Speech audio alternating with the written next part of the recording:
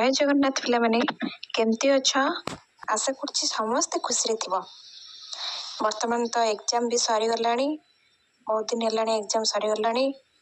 पिला मानकर चिंतार कारण हो जाइए बही जेहेतु अष्टम जाए चेंज हो पिला माने बहुत असुविधार सम्मुखीन होउछंती। से मुझे चैनल टे खोली यही चैनल रे मु प्रथम रु अष्टम जाए सबु सब्जेक्ट क्लास करी ता सहित तुम मानक पई आवश्यक थिबा रचना हो इंग्लिश एसे और डिबेट सब किसी यही चैनल में प्रोवाइड करी ता सहित सब topic wise question answer provide करी। जदि तुम्हें माने मो सहित क्लास करने को चाहूच तेबे जल्दी जल्दी मो चैनल को सब्सक्राइब एंड लाइक कर दियो जहाँ फल तुम मान पाखे शीघ्र जाए नोटिफिकेशन पहुंची पारिबो। पिला मानकर चिंतार कारण हो जाइए बही जेहेतु अष्टम जाए चेंज हो पिला माने बहुत असुविधार सम्मुखीन होउछंती। से मुझे चैनल टे खोली यही चैनल रे मु प्रथम रु अष्टम जाए सबु सब्जेक्ट क्लास करी ता सहित तुम मानक पई आवश्यक थिबा रचना हो इंग्लिश एसे और डिबेट सब किसी यही चैनल में प्रोवाइड करी ता सहित सब topic wise question answer provide करी। जदि तुम्हें माने मो सहित क्लास करने को चाहूच तेबे जल्दी जल्दी मो चैनल को सब्सक्राइब एंड लाइक कर दियो जहाँ फल तुम मान पाखे शीघ्र जाए नोटिफिकेशन पहुंची पारिबो। आज मु तुम मानक पई नहीं आसी तुम मानक आज मु षष्ठ श्रेणी साहित्य बहिर प्रथम चैप्टर आज मु पढ़ी। अच्छा बही जेहेतु चेंज हो बहुत यूट्यूब रे समस्ते कही सारे तुम मैंने भी जानी सारे तुम साहित्य बही ना कौन बट मुझे आउ थे कहीदे तुम मैंने मन रख तुम साहित्य बहिर नेम है साहित्य सुधा। अच्छा सुधा माने कौन तुम मैंने जानी सुधा माने है सुधा माने बोले कौन सुधा माने है अमृत। साहित्य सुधा माने कौन साहित्य रे भरी रही अमृत। एबे तमे माने बही जेमिति पाठ भी सेमती पढ़िबा दरकार।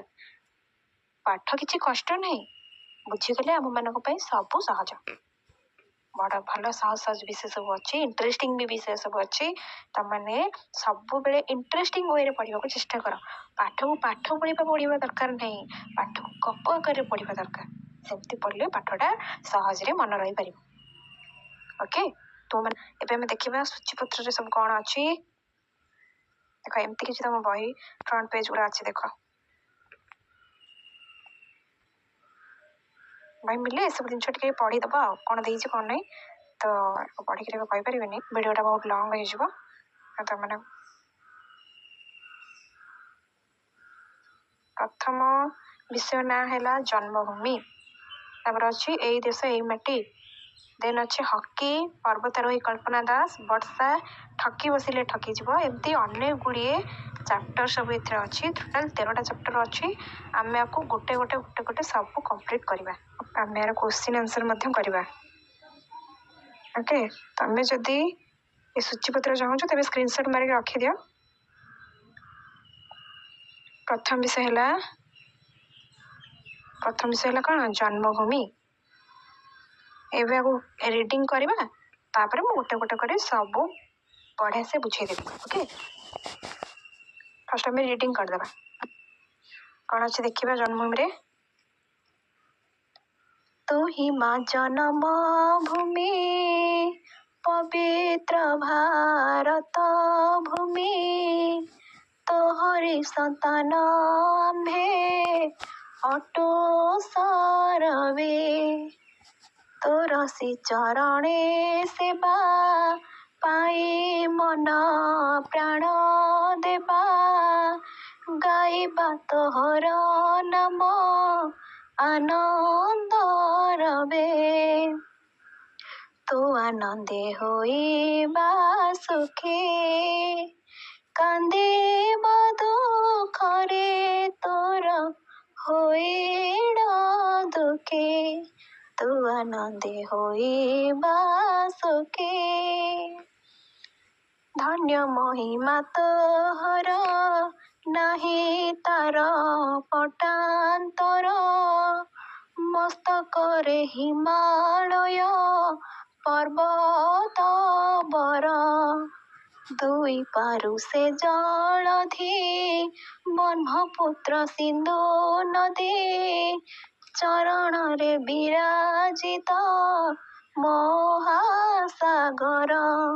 ବିନ୍ଧ୍ୟଗିରିବର କଟିରେ ଗଙ୍ଗାଦି କେତେ ନଦୀ ଶୋଭେ ଶରୀରେ। ବିନ୍ଧ୍ୟଗିରିବର କଟିରେ। ଓକେ, ଏବେ ଆମେ ଦେଖିବା ତାର ମିନିଂ। ଆଗେ ଏତିକି ପଢିଦେଲେ ବାସ୍ ତା ମିନିଂ ଏଇଟା ଆଗେ ବୁଝିଦେବା। ଓକେ, କ'ଣ କହିଛି? ତୁହି ମା ଜନ୍ମ ଭୂମି ପବିତ୍ର ଭାରତ ଭୂମି। ସେ କ'ଣ କହିଲା? ତୁଇ ମା ଜନ୍ମ ଭୂମି ପବିତ୍ର ଭାରତ ଭୂମି। ଏ ଭାରତ ଭୂମି ତୁମ ମା, ତୁମ ଜନ୍ମଭୂମି। ତୋହରି ସନ୍ତାନ ଆମେ ଅଟୁ ସରବେ। ଆମେ ସମସ୍ତେ ତୋହରି ସନ୍ତାନ ଅଟୁ। ହେ ମା, ହେ ଜନ୍ମଭୂମି, ତୋହରି ସନ୍ତାନ ଆମେ ସମସ୍ତେ ଅଟୁ। ଓକେ, ଏତିକି ବୁଝିପାରିଲ? ଦେନ୍ କ'ଣ ଅଛି? ତୋର ଶ୍ରୀଚରଣେ ସେବା ପାଇଁ ମନ ପ୍ରାଣ ଦେବା। ତୋର ଚରଣ ସେବା ପାଇଁ ଆମେ ମନ ପ୍ରାଣ ଦେଇଦେବୁ। ଗାଇବା ତୋର ନାମ ଆନନ୍ଦ ରବେ। ଆମେ ତୋ ନାଁକୁ ଆନନ୍ଦର ସହିତ ଗାଇବୁ। ଓକେ, ମାନେ କ'ଣ କହିଲା? ତୋ ପାଦ ପଦ୍ମ ସେବାରେ ଆମେ ମନ ପ୍ରାଣ ଦେଇଦେବୁ, ଆଉ ତୋ ନାଁକୁ ଆମେ ଆନନ୍ଦର ସହିତ ଗାଇବୁ। ତୋ ଆନନ୍ଦେ ହୋଇବା ସୁଖୀ, ତୋ ଆନନ୍ଦରେ ଆମେ ସୁଖୀ ହୋଇବୁ। କାନ୍ଦିବା ଦୁଃଖରେ ତୋର ହୋଇନ ଦୁଃଖୀ।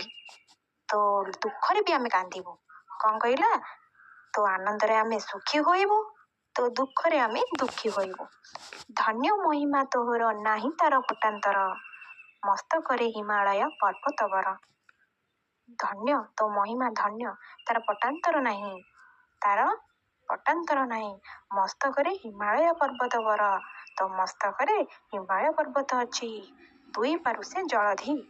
ଓକେ, ଦୁଇ ପାର୍ଶ୍ୱରେ ଜଳ ଅଛି। ଆଚ୍ଛା ଦେଖିବା, ଦେଖ ଏଇ ଜାଗାରେ କ'ଣ ଅଛି? ଏଇ ଜାଗାରେ କ'ଣ ଅଛି? ହିମାଳୟ ପର୍ବତ।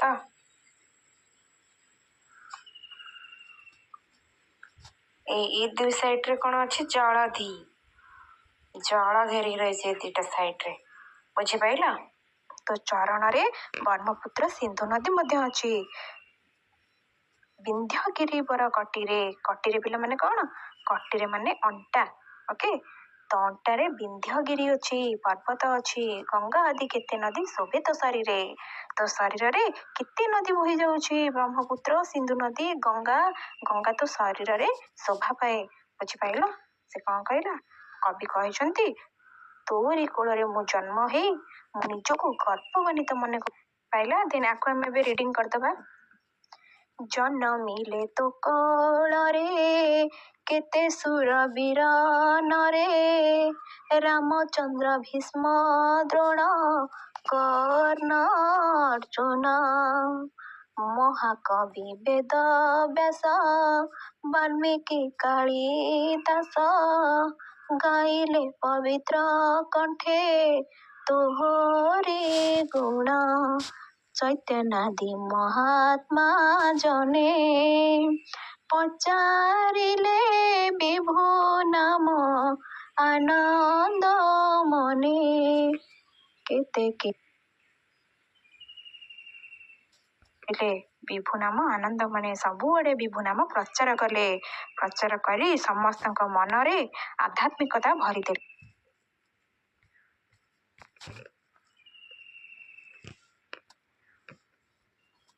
କେତେ ସୁର ବୀରନରେ।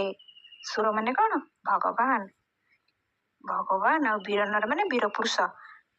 ତୋ କୋଳରେ କେତେ ସୁର ମାନେ ଆଉ କେତେ ବୀର ମାନେ ଜନ୍ମ ଲାଭ କରିଛନ୍ତି। ଯେମିତି ରାମଚନ୍ଦ୍ର, ଭୀଷ୍ମ, ଦ୍ରୋଣ, କର୍ଣ୍ଣ, ଅର୍ଜୁନ ସମସ୍ତେ ମାଟିରେ ଜନ୍ମ ନେଇଛନ୍ତି ତୋ କୋଳରେ। ମହାକବି ବେଦବ୍ୟାସ, ବାଲ୍ମୀକି କାଳିଦାସ, ଗାଇଲେ ପବିତ୍ର କଣ୍ଠେ ତୋରି ଗୁଣ। ମହାକବି ବେଦବ୍ୟାସ ଆଉ ବାଲ୍ମୀକି କାଳିଦାସ ତାଙ୍କ ପବିତ୍ର କଣ୍ଠରେ ତୋରି ଗୁଣ ଗାଇଲେ।